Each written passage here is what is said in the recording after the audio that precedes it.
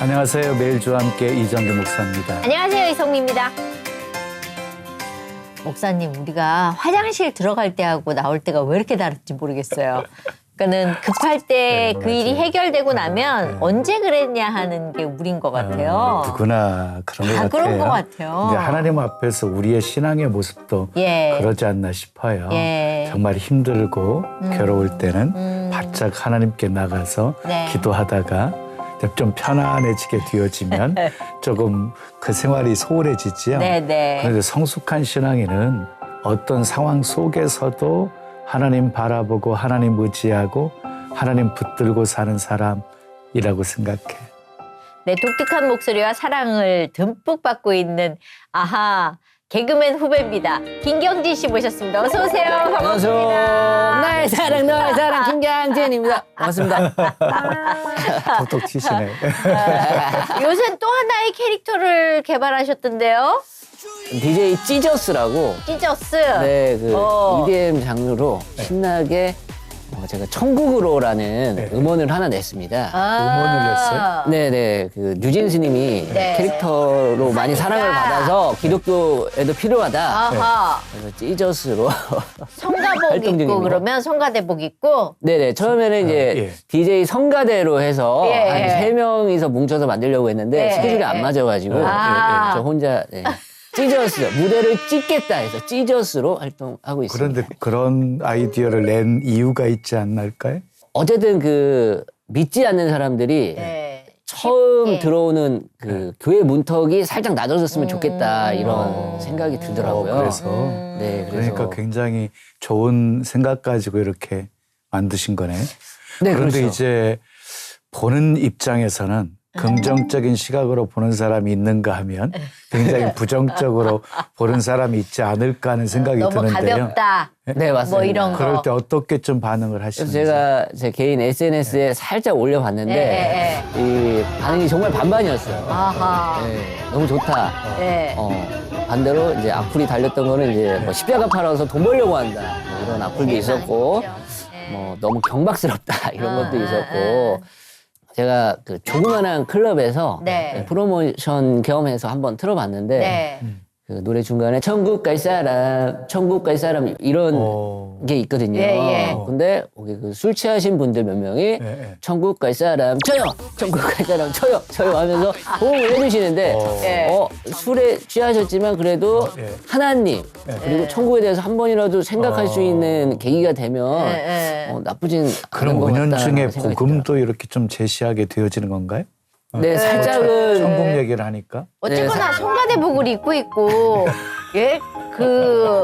또 그 노래가 그렇다면 들으면서 이거는 일반적인 노래는 아닌데 할 것 같아요. 네네. 그죠? 맞습니다. 그 이제 기독교 DJ로서 뭐 약간 사명이라고 해야 되나요? 어쨌든 천국에 대해서 한번 생각할 수 있는 계기가 됐으면 좋겠다 이런 생각을 살짝 했습니다. 어쨌거나 유진스님한테 밀릴 수는 없잖아요, 우리가. 그죠? 근데 밀리고 있긴 한데. 뭐 기왕 시작하셨으니까 좀 뜨기를 바라고요. 뜨기를 바라고 그 대신 이제 제가 경진 씨에게 부탁드리고 싶은 것은 무엇을 하든지 하나님의 영광을 위해서 하라고 그랬으니까 그 목적만 분명하다고 한다면 굉장히 하나님께 신선한 아이디어도 주실 거라고 생각하고요. 네, 알겠습니다. 영광 돌리겠습니다. 참 어려워요. 왜냐하면 개그맨이기 때문에 그 수위 조절을 잘못하면 굉장히 경박스럽고 천해질 수 있고 맞습니다. 잘못하면 사람들한테 욕을 먹을 수 있는 욕바지가 될 수 있거든요. 그거 되게 신경 많이 써야 될 것 같아요. 네, 그래서 이제 주변 크리스천들에게 많이 자문을 구했고 그리고 어쨌든 예전에 저희가 그 이정규라는 후배랑 같이 힙합 활동을 했었어요. 아, 그래요? 근데 정규랑? 네, 10년 전이었는데 그때 그 이무송 선배님이 너희들이 기왕 힙합으로 하는 거 주기도문을 힙합으로 해라 라고 제시를 해주셨는데 그때는 또 너무 앞서가는 느낌이라서 저희가 그때는 못했는데 요즘에 또 하는 분들이 있더라고요. 있어요. 네네. 그래서 어쨌든 이게 문화는 다양하니까 그리고 부정적인 시각이 있을 수도 있지만 나름대로 이제 수용하면서 발전시켜 나가려고 노력 중입니다. DJ 찢었스? 찢었어. 처음에 신앙의 출발은 그러면 언제부터였었어요? 우리 DJ 찢었스는? 아 저는 초등학교 때부터 그 외가 쪽이 완전 저희 다 기독교거든요. 그래서 교회 다녔고 근데 믿음이 막 크지는 않았어요. 네. 여름 성경학교 수련회 같은 활동이 재밌어서 뭐 다니고 그때는 뭐 생기는 게 많았잖아요. 교회 가면 주는 게 많아서. 네, 선물도 많았고 그렇죠. 친구들도 많고 하니까 그 재미로. 그 재미로 다니면서 뭐 하나님한테는 그냥 막연하게 아니 시험 잘 보게 해주세요. 뭐 이런 기도 있잖아요. 네, 누구 짝사랑하는데 이루어지게 도와주세요. 뭐 이런 거 있잖아요. 정말 귀여운 기도. 아가야 같은 기도. 네네. 뭐 어린아이일 때는 그렇죠. 기도가 자기 중심적일 수밖에 없는 전부니까. 거니까 그렇게 하죠.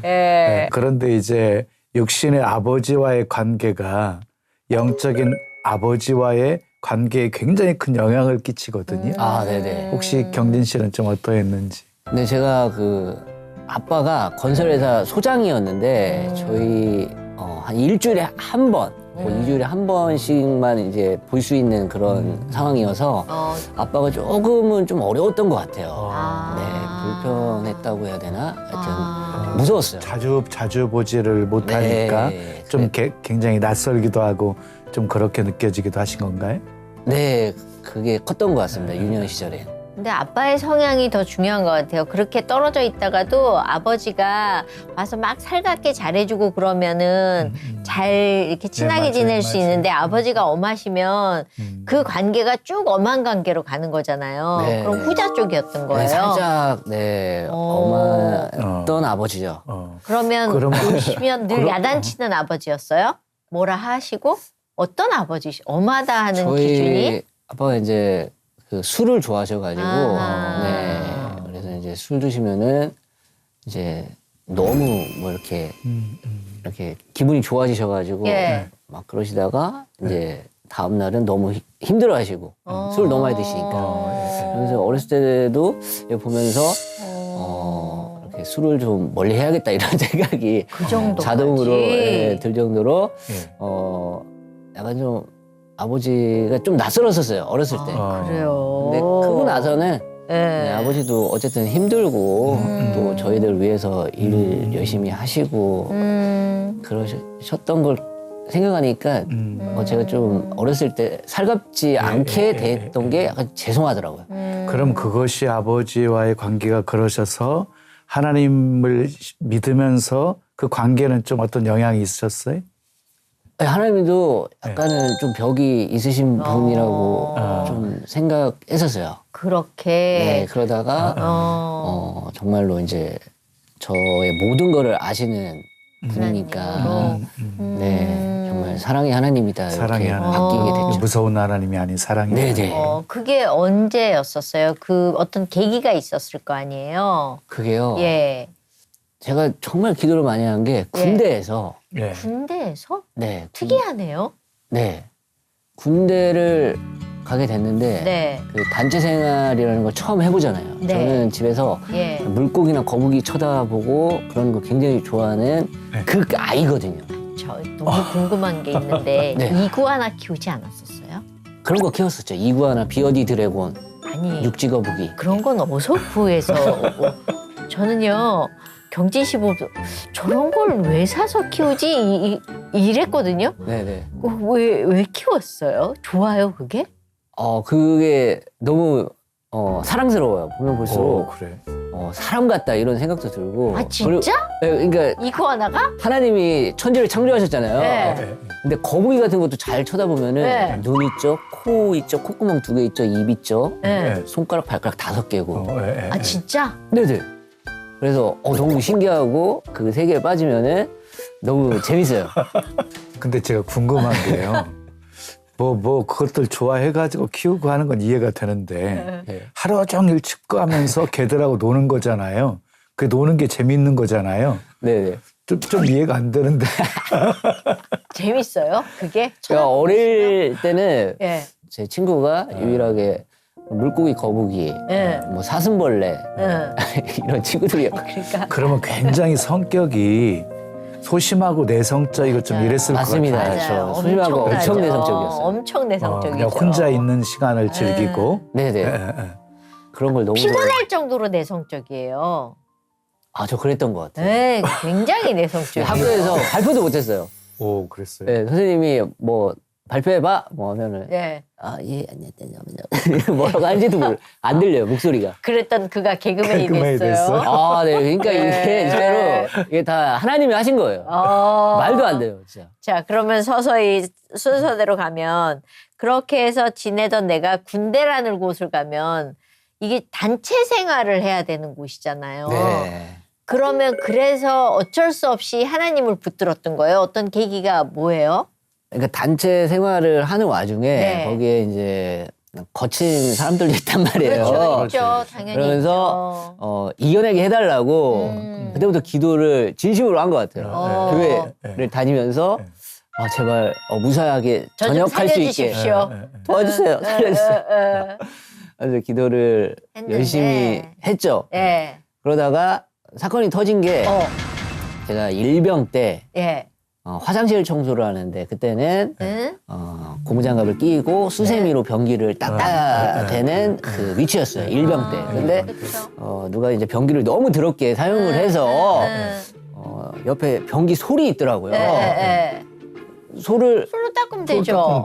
상병 때부터 솔을 쓸 수가 있는데 솔은 상병부터 쓰는 거예요? 제가 일병 때 일병 때 솔을 쓴 거예요? 솔을 쓰다가 걸려가지고 난리가 난 거예요. 그래서 막 구타를 당했어요.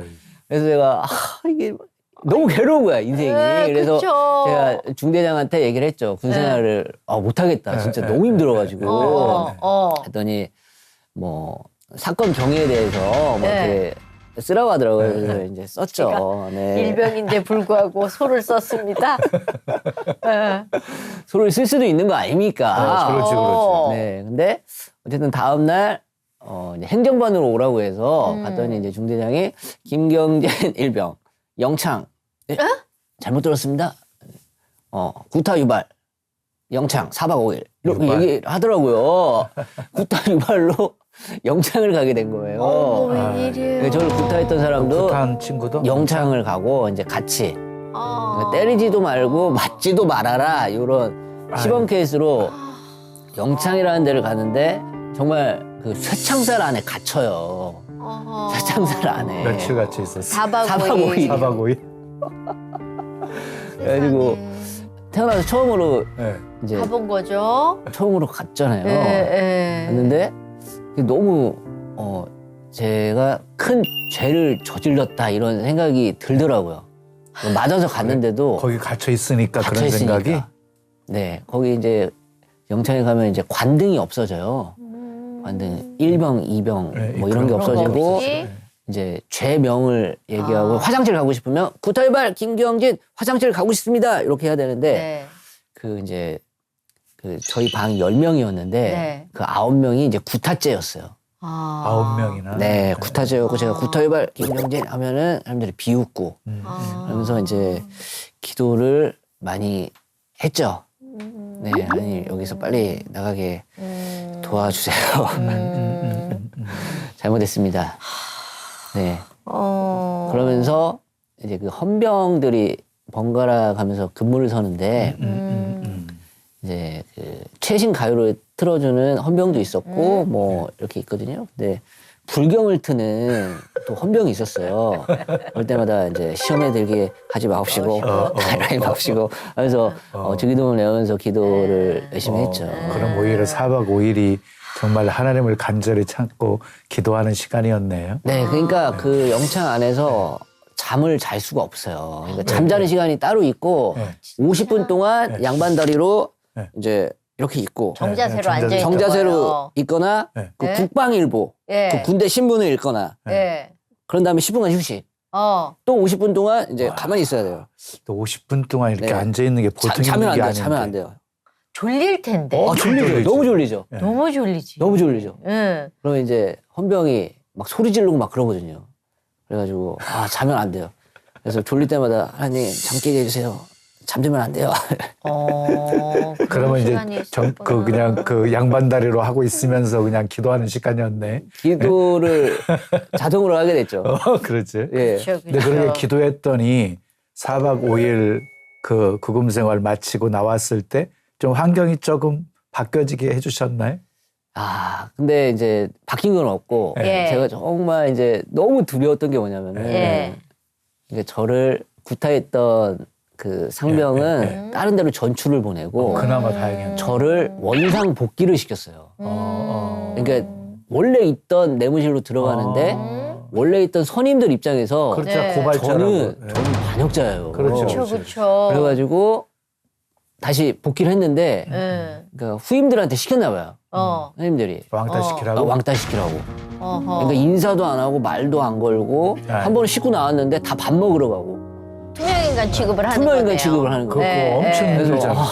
뭐 어떡하냐 하면서 막 또 기도를 막 했는데 이제 이게 어떻게 된 건지 모르겠는데 저희가 12사단이었는데 옆에 11사단이 기계화 사단으로 변경이 됐어요. 원래 보병이었는데 그래서 남은 병력이 저희 사단으로 와서 부대 개편이 됐어요. 부대가 완전 다 바뀌었어요. 그래서 새로운 사람들과 새로운 군생활을 다시 하게 된 상병 거예요. 때부터 하게 된 거예요. 그럼 좀 편해졌겠네. 그래서 하나님 정말 감사합니다. 저 진짜 군생활 정말 재밌게 할게요.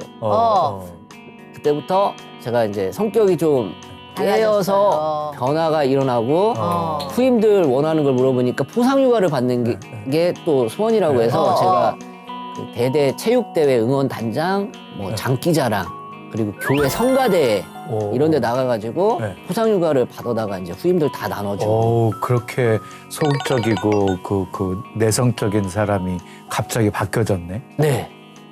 그 후임들도 되게 저를 좋아하게 됐고 그러면서 그 중대 군종이 있었는데 중대 군종이 이제 전역을 하게 되면서 할 사람 없냐. 그래서 이제 제가 또 손을 들었어요. 군종이 됐어요? 네. 제가 군종 해보겠습니다 하고.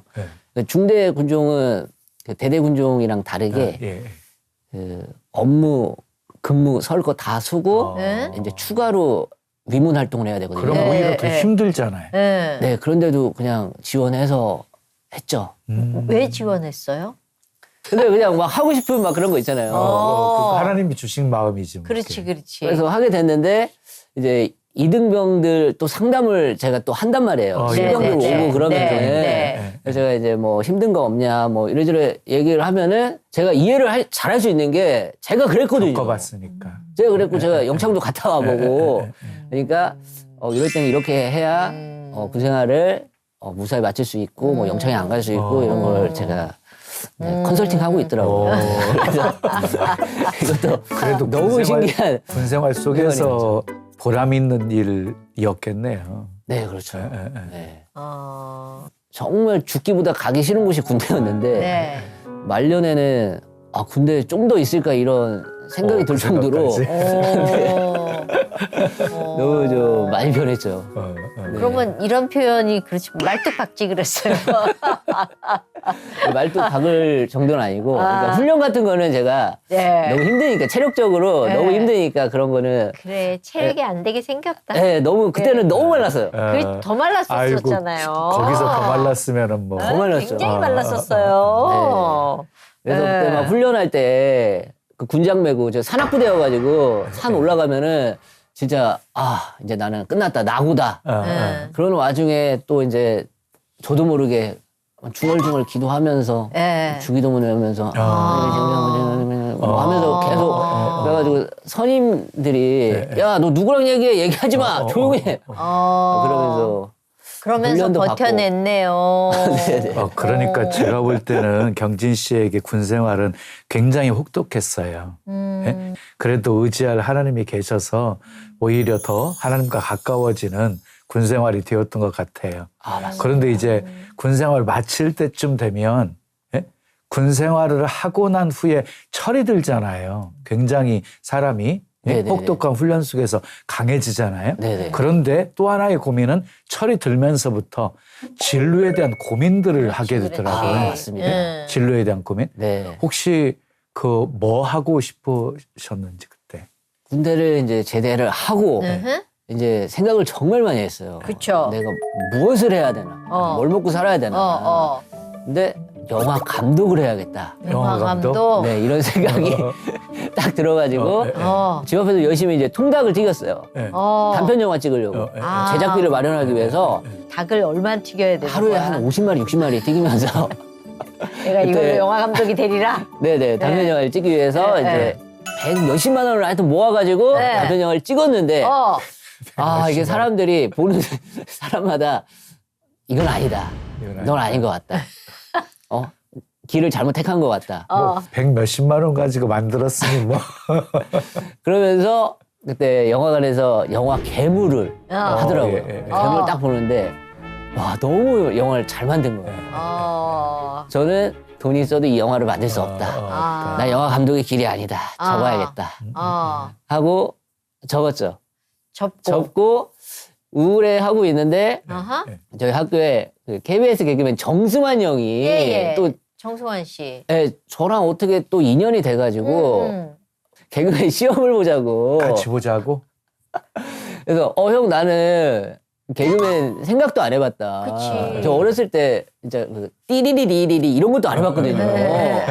저 진짜 소심한 애가 그런 걸 어떻게 그런 거 해. 못 해봤거든요. 네. 근데 정승환 형이 야 형은 7살 때부터 개그맨이 꿈이었어. 다 짜놨으니까 형만 따라와. 이래가지고 진짜로 그때 저희 집안 형편이 또 안 좋았어요. 근데 개그맨 되면 또 돈을 또 많이 벌 수 있다고 해서 개그맨 시험 한번 보자 하고 시험을 봤어요? 네, 준비도 뭐 그닥 없었어요. 그냥 승환이가 시키는 대로 하는 거죠, 뭐. 네, 그렇죠. 그래서 SBS, MBC, KBS 순서대로 시험이 있었는데 SBS는 너무 떨려가지고 밤에 잠을 못 자다가 새벽에 깜빡 잠이 들었는데 눈 뜨니까 시간이 지난 거예요.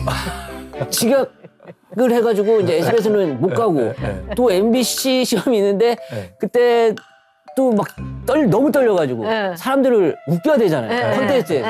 그 너무 떨리고 막 그래가지고 잠을 못 자다가 자면 또 못 갈 것 같아가지고 어떻게 이제 날밤을 새웠어요? 날밤을 새고 MBC에 딱 갔어요. 근데 그때 이제 또 날씨도 너무 춥고 막 잠도 못 자고 내 정신 아닌데. 밥도 못 먹고 막 이러고 가가지고 이제 들어오세요. 딱 들어갔는데 이 너무 떨리는 이 감정을 이렇게 주체할 수가 없어서. 네, 폭발시켰다고 해야 되나? 그래서 잠깐만 놓고 있어, 뭐 경질임 있다. 이랬는데 이게 빵 터졌어요. 들어가자마자 소개를 하는 와중에 빵 터졌어요. 그래서 뭐 준비한 거 있어요. 준비한 거 없습니다. 개인기는 있어요. 김종국 보여드릴게요. 한 남자가 있어 널 너무 잘 이랬는데 빵 터졌어요. 그게 또. 그것도. 네, 그게 또 빵 터지고. 그게 단데. 그게 다죠. 네. 그런데 이제 승환 씨 같은 경우는 개그맨이 꿈이었으니까 준비를 많이 해가지고 했을 텐데 전혀 준비 없이 쓴 거잖아요. 네, 맞습니다. 그래서 그런데 됐어요? 그래서 저한테 이제 큰 웃음이 계속 터졌고 그 승환이 형 할 때 이제 웃음이 안 터졌어요. 어떡해. 제가 웃기는 게 없었거든요, 사실. 자기소개랑 개인기 하나였는데 저는 이제 그 이후에 이제 1등으로 MBC에 붙었고 1등이 됐어요? 1등으로 붙었어요. 그 이후에 승환 씨는? 승환이 형은 떨어졌어요. 어떡해. 떨어졌어요. 엄청 고생했어요. 3년 뒤에 이제 KBS 개그맨이 되긴 됐지만 승환이 형이 많이 힘들었을 거예요. 그럼요. 제가 이 프로그램을 진행하면서요. 이런 경우가 많았거든요. 함께 따라갔다가 그렇지. 같이 가자고 한 친구는 떨어지고 따라간 사람이 되는 경우를 많이 봤거든요. 아, 너무 신기했어요. 왜냐면은 제가 개그맨이 될 거라는 생각은 정말 1도 안 해봤어요. 1도 안 해봤고 제가 너무 기쁘니까 저희 부모님한테도 엄마 나 개그맨 됐어. 믿질 않았어요. 너 어디 뭐 사기당했다. 당장 내려와라. 뭔 소리냐 네가 개그맨이. 너 같은 애가 어떻게 개그맨이 되느냐. 제 친구들 지인들 다 그랬어요. 너 아무것도 못하는 애가 그렇게 벌벌 떠는 애가 어떻게 개그맨이 되느냐. 네. 네. 근데 제가 반대로 응? 제가 떨어지고 정승환 형이 먼저 개그맨이 됐다면은 당연히 제가 계속 도전을 안 했겠죠. 그렇죠. 그랬겠지. 네. 근데 1등이 됐는데 저는 궁금한 게 그 개그맨 시험 보는 시험장에서의 개그가 다였잖아요. 어떻게 하셨죠?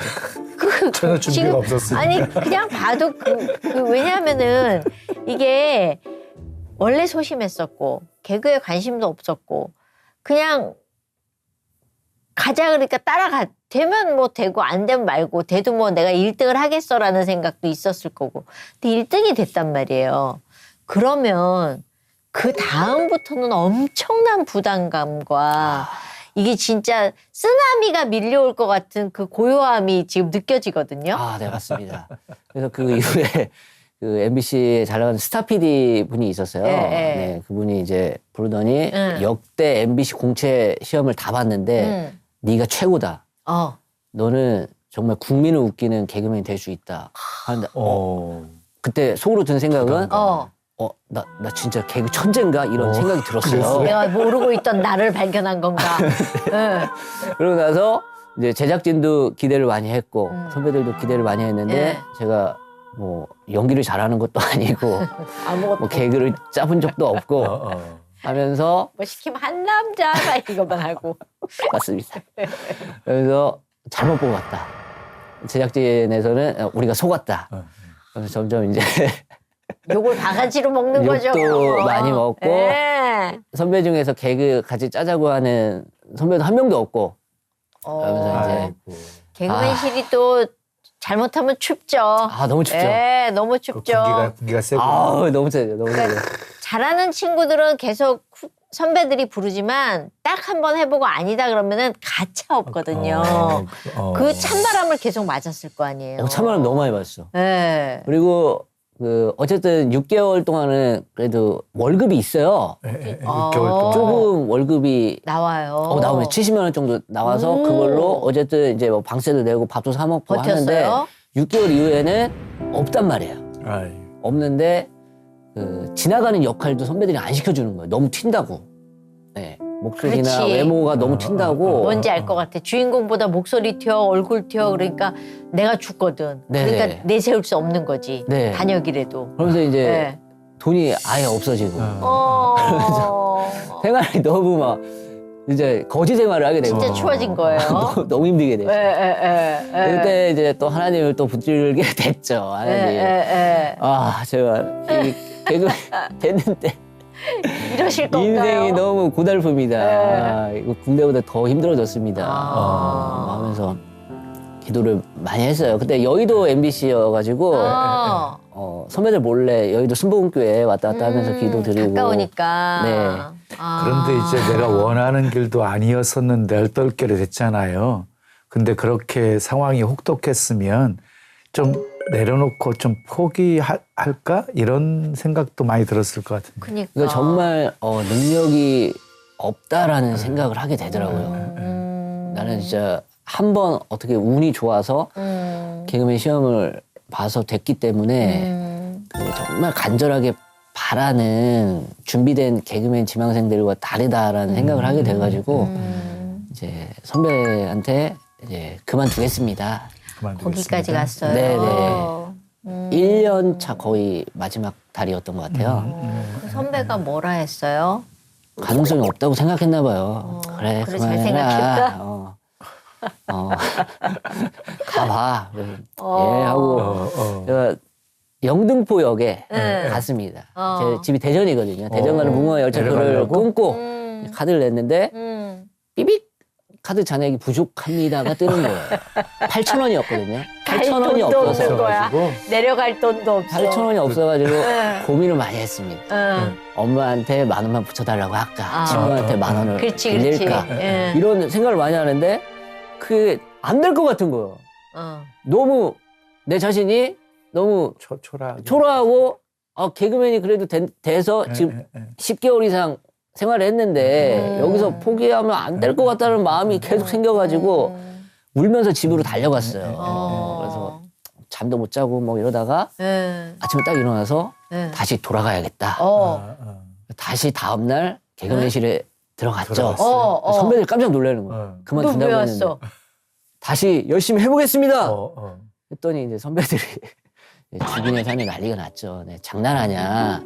이 개그 하는 곳이 네 놀이터인 줄 알아 임마 이거죠. 네, 너무 많이 혼났습니다. 진짜. 그럼요. 너무 많이 혼났습니다. 아주 쌍욕을 아주 퍼대기로 먹었겠네요. 잿돌이 날라오는 거 한 선배가 막아줬어요. 잿돌이. 네. 그래가지고 간신히 이제 살아났는데 그때 선배 한 명이 저한테 아침 7시 출근 이걸 한 거예요. 아침 7시 출근. 퇴근은 선배들이 다 나갈 때 퇴근.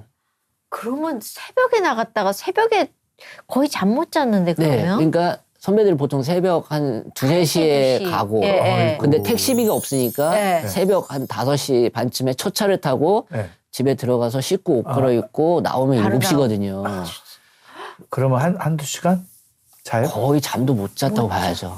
네. 아이고. 그래서 이제 코미디언실을 지키면서 그때 기도도 많이 하고 저희 또 신회 목사님이 있었어요. 그 녹한날 와가지고 기도하는 기도해 모임이 주시는 있었죠. 분이 있었어요. 그래서 기도도 해주시면서 이겨낼 수 있다, 버틸 수 있다 이런 그렇게 위로를 기도와 해주셨어요. 위로를 많이 해주셨죠. 그게 얼마나 기간이 있었던 거예요? 그 시간이? 막내 2년 차, 거의 3년 차 3년 차. 때쯤. 네. 진짜 오래다. 그러면은 굉장히 무명 시절을 오래 견디셨네. 2년 뭐 살짝 2년 넘긴 정도? 했는데 그러면서 MBC가 일산으로 옮기게 되고 제가 집 보증금도 없어가지고 한 평짜리 고시원에 가게 됐거든요.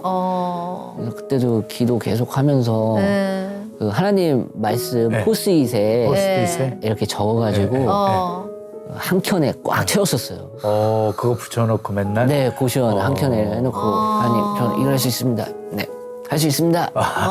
개그맨 유명해질 수 있습니다. 하면서 계속 그냥 말로 선포했네. 네. 근데 결국 말한 대로 됐잖아요. 무명 시절 끝나고 연예 대상 신인상을 받았잖아요. 근데 이게 진짜? 그때 얘기를 이게 또 어떻게 된 거냐면요. 네. 그때 이제 2007년, 8년 이제 왔다 갔다 하면서 그때 최고의 프로그램이 무한도전이었어요. 맞아요. 네. 무한도전 오프닝을 MBC에서 많이 찍었었는데 맞아요. 지나가고 하면서 이제 뭐 박명수 형님한테도 인사드리고 하면서 뭐 김태우 PD 인사해. 예, PD 안녕하십니까? 뭐 인사하고 그랬는데 목소리가 원래 그래요? 되게 특이하네. 뭐 그러더라고요. 그래서 예, 원래 그렇습니다. 네. 하고 인사만 하던 사이였는데 2009년도에 일산 MBC 복도에서 만났는데 무한도전에서 도라이를 뽑는 컨테스트를 한다. 무한도전. 도라이 컨테스트. 거기 한번 나와보는 거 어때요? 이렇게 제안을 해주시더라고요. 그래가지고 네, 나가겠습니다. 그래서 나간 거예요. 그때 개그 하면서 짰던 코너. 그때 유행어 나의 사랑 너의 사랑 김경진 이것도 개그야에서 하려고 했던 코너였거든요. 그러니까 다 나름대로 짜고 있었는데 지금까지 써먹지 못했던 걸 짰던 거기에 건데 다 까였던 거를 까였던 가지고 것들. 나왔어요. 그래서 근데 그게 대박이야. 그게 대박이 났죠. 무한도전이니까. 무한도전 손 안 대고 바지 입기, 손 안 대고 윗도리 그렇죠. 입기. 이게 무한도전에서 그런 걸 했어요? 네, 이게 이제 대박이 난 거예요. 대박이 났죠. 근데 연예 대상 신인상이었으면은 그때 뭐 또 드라마 또 연예 대상 신인상 있고 막 그러잖아요. 예? 그때 네네. 누구랑 같이 받았어요? 저 연예대상 할 때는 그때 거침없이 하이킥의 최다니엘 씨랑 같이 받았죠. 사실 신인상은 딱 한 번 받는 상인데. 네. 그죠? 근데 그때 제가 당연히 못 받는다고 생각을 했어요. 그렇죠, 그렇죠. 그러니까 제가 작가한테 물어봤거든요. 사실 누나 저 상 될 것 받아야 돼. 같아요? 아이 어려울 맞지. 것 같아. 그래서 당연히 그냥 최단일이 있는데. 그냥 앉아 그냥 있다가 후보로만 올라가겠다고 생각한 그치, 거예요? 그치. 그런데 이제 호명이 딱 받은 거야. 돼가지고 제가 너무 긴장을 한 거예요. 네. 너무 이게 말도 안 되는 상황이 벌어져가지고 네. 그때 무슨 소감을 한지도 기억이 안 나요. 소감 무슨 말 했는지도. 네, 요 앞에 이렇게 보니까 이제 그 무한도전 팀이 있어서 무한도전 류재석 선배님 감사드립니다. 앞에 보이는 분들 몇 분 얘기하고. 내 정신 아니지 뭐. 아니, 또 생각이나 했어야 준비라도 하는데. 준비 하나도 안 했어요. 전혀 준비 안 했지. 네. 그래서 이제 서운했던 이제 선후배들 그리고 이제 제작진 분들이 많았죠. 아하. 네, 어떻게 내 얘기를 안 얘기를 안 할 할까. 수가 있느냐. 너무 죄송하죠. 그러면 그렇게 해서 신인상을 받고 그 이제 정말 문이 확 열렸어요. 네, 그래도 한 2년, 3년 2년, 동안은 3년? 네. 그러면 우리가 또 이 화장실 들어갈 때하고 나올 때하고 다른 케이스로 이제 하나님을 잠깐 화장실에다 가둬놓고 나온 거예요? 네, 갑자기 이제 사람들이 알아보고 사진 찍자고 하고 뭐 사인해달라고 이게 처음이잖아요. 그렇죠. 그래서 나도 인기라는 게 생겼네. 날 좋아하는 사람들이 생겼네. 이런 거에 취해서 잠시 이제 교회를 뭐 다니긴 다녔지만 그 믿음이 많이 이제 꺾였죠. 그런데 또 낮아졌어요. 하나님과 멀어지게 되면 하나님이 서운해 하시면서 또 가만 안 놔두시잖아요. 그때 이제 또 삶에 또 혹독한 시련이 또 주어지기도 하는데 네. 어땠어요? 그때 종편이 생길 시기였는데 네. 이제 주작 몰래카메라 프로그램이 있었어요. 이렇게 설정으로 해서. 근데 제가 그 프로그램에서 나가는데 음. 어쨌든 막 상황이 너무 말도 안 되고 그래서 제가 눈치를 챘죠.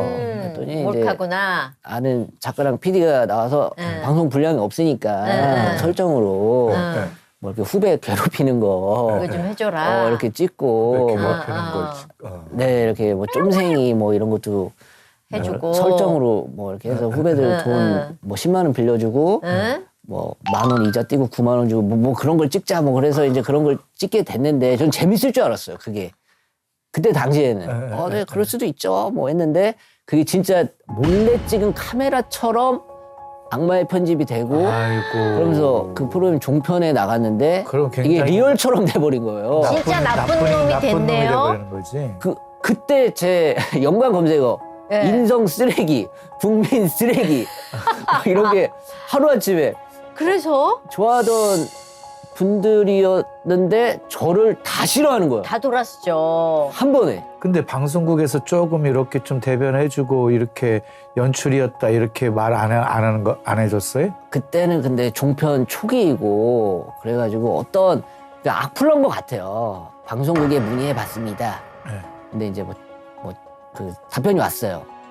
리얼입니다. 이런 답변이 온 거를 캡처를 해가지고 아이고. 진짜 리얼이라고 이거를 하여튼 못을 박아버린 거예요. 몰래 카메라니까 그냥. 예? 그래서 이제 한순간에 이제 하던 프로그램 다 하차하고 이제 방송국에서 이제 소문이 되게 났어요. 되게 경진이 인간 쓰레기라고? 인성이 되게 안 좋다. 안 좋다. 쟤는 쓰면 진짜? 안 된다. 아이고. 배은 망덕한 애다. 그래서 낙인이 찍혀가지고 하던 프로그램도 다 없어지고 뭐 하루아침에 집에서 쉬게 됐죠. 아이고. 개인기 피증 걸렸어요. 대인기피증까지. 네, 사람들도 다 만나기 싫고 그리고 악플이 올라오는 앞으로 게 또 봤어요? 악플 올라오는 게 하루에 막 몇천 개씩 올라오다 보니까 안 보려고 해도 어떻게 하나씩 걸리는 보게 거 되는데 어떤 악플러가 제 살고 있는 주소까지 또 해킹을 해가지고 거기도 밤에 돌아다니지 말아라. 돌아다니지 진짜 말아라. 큰일 난다. 막 협박을 하니까 내가 못 나가겠더라고요. 사람 만나는 게 두려워졌어요. 무섭죠. 네. 그런데 이제 무명 시절의 그 혹독한 시간보다 이건 한번 올라왔다가 떨어져 버린 거잖아요. 추락한 거잖아요. 네. 이때는 사실 더 감당하기가 힘든 거잖아요. 네. 그때 응. 제가 안 좋은 생각을 그때 하게 그때 되더라고요. 했었어요. 그때. 이러다가 진짜 세상을 떠나는구나 이런 생각을 하게 됐어요. 진짜. 너무 좀 외로웠어요. 그냥. 아무도 없었을 아무도 거 아니에요. 없었어요. 그러니까 엄마 아빠는 당연히 전화해서 뭐 괜찮다 해주시지만 제 마음이 그게 안 됐어요. 억울함을 풀 길이 없는 거죠. 그러니까 아는 기자 통해서 기사도 내고 뭐 변명도 해봤지만 이게 안 통해요. 안 돼요. 안 돼요. 한번 네, 그렇게 네. 바람이 불어버렸으니까. 네, 안 되더라고요. 그럼 사람들이 안 믿어요. 근데 막 대인기피증에 막 극단적인 생각까지 할 정도였으면 감당하기 정말 어려웠을 텐데 그럼 그때 또 어떻게 일어설 수 있는 힘이 그냥 주님 바라보는 거였나요? 네, 그렇게 또 급했구나. 되니까 또 급하면 이제 찾아야 되니까. 주님 살려주세요. 그래서 붙잡을 수 있는 게 주님밖에 없어서 네. 예. 또 기도를 많이 했죠. 기도 많이 하고. 진짜 간절했겠어요. 그때는 뭐 아무도 없고 네. 혼자였었잖아요. 그때는 그러니까 제 감정이 인생 망했다 이런 감정이어가지고 여기서 끝이구나. 네, 기도 열심히 했습니다. 어. 교회 또 열심히 다니고 예. 그때 믿음이 또 다시 살아난 시간이에요. 아. 다시 또 열심히 기도하고 다시 회복이 되는 시간이 어느 정도 걸렸어요? 방송의 문을 계속 열어달라고 이렇게 기도하고. 네, 몇 년을 이제 기도를 했죠. 한 3, 4년 기도를 했는데 여전히 이제 사람들의 인식이나 뭐 방송국에서 저를 보는 게 부족했나 봐요. 네, 그래서 이제 방송의 문이 안 열리고 그러면서 내가 어떻게 살아야 되나 생존해야 되나 이런 생각을 하게 되면서 그 우연찮게 이제 부동산에 네. 대해서 이제 책을 읽고 나는 집을 사야겠다 이런 생각이 들더라고요. 갑자기? 그래, 갑자기. 근데 전세 살던 집이 있었는데 네. 전세가 끝나면서 네. 전세를 좀 올려줘야 되는 시기였거든요. 네. 그래서 이거 전세금 대출 받느니 좀 대출 집을 받아서 집을 사야 사야겠다. 어. 그게 한 2014년, 15년 그때였는데 그때 집을 이제 처음으로 내 집을 샀어요. 사게 됐고 네. 그 되게 작은 집이었어요. 중공 아파트. 근데 제 친동생이 예. 소방관이거든요. 예. 응급 구조인데 예. 저희 집에 같이 살게 된 거예요. 근데 너무 집이 작으니까 예. 이 생활 패턴이 완전 달라요. 네, 저는 아침에 일어나서 저녁에 자야 되는데 네. 제 친동생은 반대거든요. 그래서 집을 한 채를 더 사게 됐어요. 그러니까 그래서 또 대출이 나와서 집을 하나 네. 또 샀는데 네. 그게 대세 상승기랑 맞물려가지고 집값이 오르기 시작한 거예요. 그래서 내가 계획했던 건 이게 아닌데 어쨌든 내가 되네. 살 수는 있겠다. 그러면 그렇죠. 눌러있던 감정이 이렇게 살아나잖아요. 네네. 대인기피증 이것도 치유되고 뭐 이렇게 되었겠는데? 네. 우연치 않은 기회에 또 부동산이 오르고 하면서 제가 한 채를 팔았어요. 되고, 팔고. 네. 그러면서 돈이 생기니까 음. 그때부터 이제 방탕한 생활이 시작됐죠.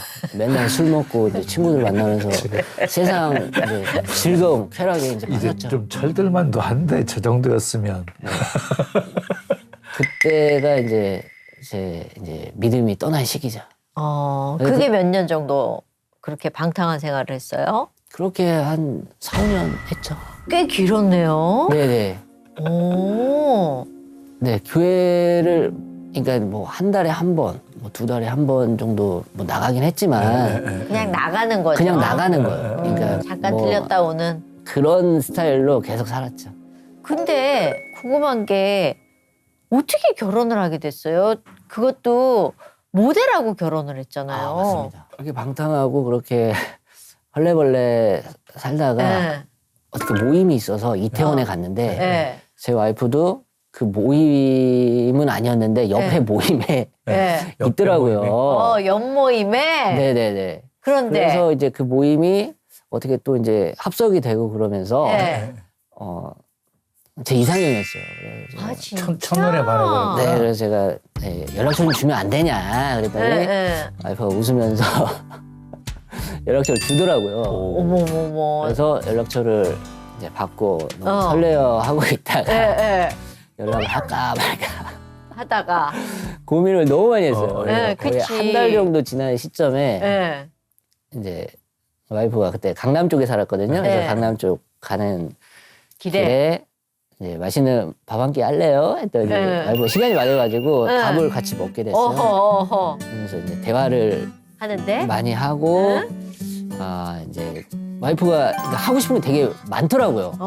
모델인데 뭘 뭐 많이 DJ도 해보고 싶고 뭐 영화 감독도 해보고 싶고 뭐 이런 게 많았는데 제가 조언을 좀 해줬거든요. 다 생각하고 있었던 일들. 네, 그러니까요. 그래서? 그래서 이제 와이프랑 급속하게 친해졌어요? 친해졌고 와이프가 먼저 이렇게 손을 잡더라고요. 제가 먼저 잡은 게 와이프가? 아니고 와이프가 먼저 손을 잡고 그래서 제가 도망갈까봐 꽉쥐를 꽉 꼈죠.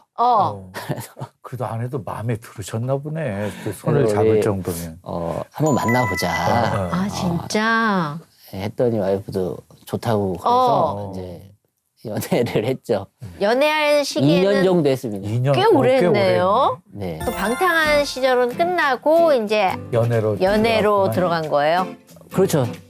그 방탕한 생활을 하면서 맨날 술 먹고 뭐 술자리 모임 같은 거 다니고 하면서 와이프를 만났고 그러면서 자연스럽게 이제 술도 줄어들고 했죠. 이제 2020년도에 2020년도에 결혼했어요. 했네요.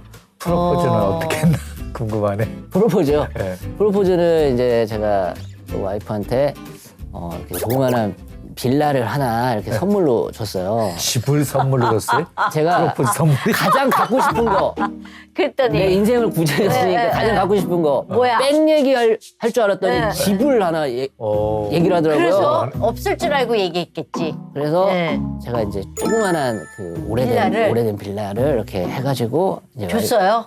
와이프 명의로 해서 이제 주면서 줬죠. 나랑 결혼해 줄래? 그랬더니 너무 좋아요. 그러니까 이게 처음 듣는 분은 뭐 와 하실 수도 있는데 왜냐면 그 연례 행사로 뭐 결혼 기념일, 발렌타인데이, 크리스마스 이런 거 있잖아요. 전 안 합니다. 이미 다 다 땡겨줬기 때문에 그거 하나로 몰아가지고 산 훔쳐. 거예요? 네. 그래서 이제 행사가 없어요. 아 진짜 한꺼번에 주고 끝냈구나. 간편한 방법이네. 그러면 지금 5년 차니까 신혼 때 많이 싸웠어요? 어땠어요? 잘 처음에는 맞았어요? 행복할 줄만 알았는데 이게 어떻게 그런 게 어딨어요? 사소한 불화도 있고 생활 패턴이 안 맞으니까 또 다툼이 되더라고요. 저는 일단 막 늦게 자고 늦게 일어나는데 와이프는 일찍 자고 일찍 일어나야 돼요. 생활 패턴이 저랑 완전 좀 달라요. 다르니까. 네, 그래서 잔소리를 많이 하다 보니까 저도 참아야지 하다 어느 순간 그만 좀 해. 잔소리 좀 그만 좀 해. 막 그렇게 되고 또 싸움이 되고. 근데 부부는 싸울 수밖에 없는데요. 근데 어떻게 화해하느냐가 중요하잖아요. 누가 좀 먼저 손 내미나요? 근데 감사하게도 와이프가 먼저 손 내밀어줘요? 네. 정말 장가 잘 가셨네. 잔소리 좀 안 할게. 여보도 뭐 이런 건 좀 바꿔줘, 고쳐줘 이렇게 좋게 얘기해주고 하니까. 그러면은 네, 보통 고치게 이제 되죠. 5년 정도 되면 어른들이 하는 얘기 있잖아요. 그렇죠, 아이. 너 5년 됐는데 아이 없어요? 애 소식 없냐? 이 질문 제일 많이 할 때잖아요, 지금. 네. 네, 엄청 스트레스인데. 스트레스 너무 많이 받았어요. 네. 아기가 생길라 그러다가 또 안 생길 것 같아. 너무 주위에서 그렇죠. 그러니까. 너무 그쪽에 집착하면. 3년 지나면 어르신들이 물어보기 시작해서 5년까지 피 큰 것 같아요. 그러다 7년 지나야 저 집은 안 생기나 보다 여기까지 가거든요. 네. 지금 한창 이제 애 없냐? 소식 없냐? 아유 어떻게 되냐? 뭐 이런 얘기 하실 텐데. 제 친동생도 그렇고 와이프 친동생도 그렇고 아기가 2명씩 있어요. 그럼 저희가 더 먼저 그러네? 결혼을 했는데 아기가 안 생겨가지고 음. 주변에서 얘기를 많이 하시니까 자연 임신은 안 되겠다. 그래서 인공 임신으로 가야겠다. 그래서 이제 시험관을 계속 했죠. 했는데 이게 그 생각만큼 이게 좋은 결과가 또 안 나오고. 그리고 아내가 많이 힘들 텐데 육신적으로. 힘들겠어. 네. 그래서 와이프는 무교예요. 그리고 아직. 예, 무교고 그러니까 이제 사주팔자를 보자. 뭐 점을 보자. 뭐 그래서 또 제가 또 맞춰준다고 이렇게 가면은 뭐 이번엔 된다. 할아버지가 주신다고 했다 뭐 이러면서 그런데 결국 안 되고.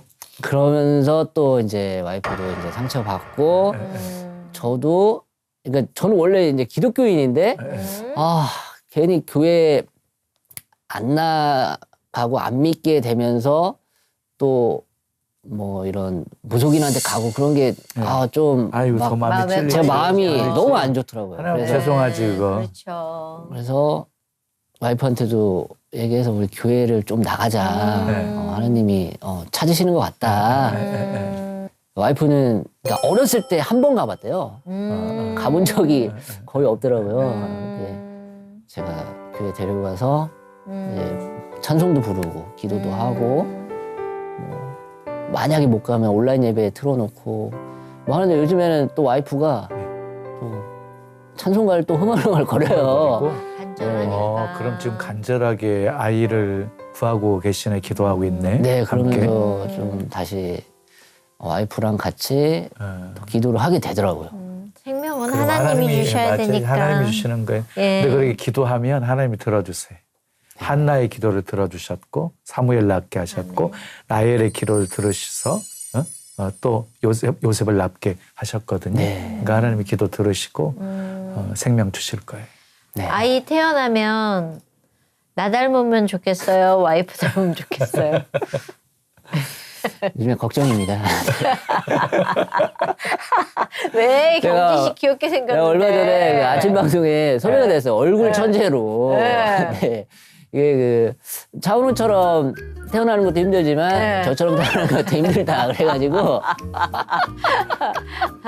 저는 너무 좋은데 네. 또 아이가 스트레스 받을까봐 걱정이지만 또 이제 그래도. 하나님께서 그럼요. 적절하게 또 그럼요. 와이프랑 이렇게 네. 해서 네, 멋진 주시지 아이 않을까. 근데 주실 꼭 거라고 기도하실 믿어요. 때 그렇게 네. 기도하세요. 네. 아빠와 엄마의 가장 좋은 점만 닮게 해주세요. 좋은 이렇게 점. 기도하시면 네네. 기도한 대로 주세요.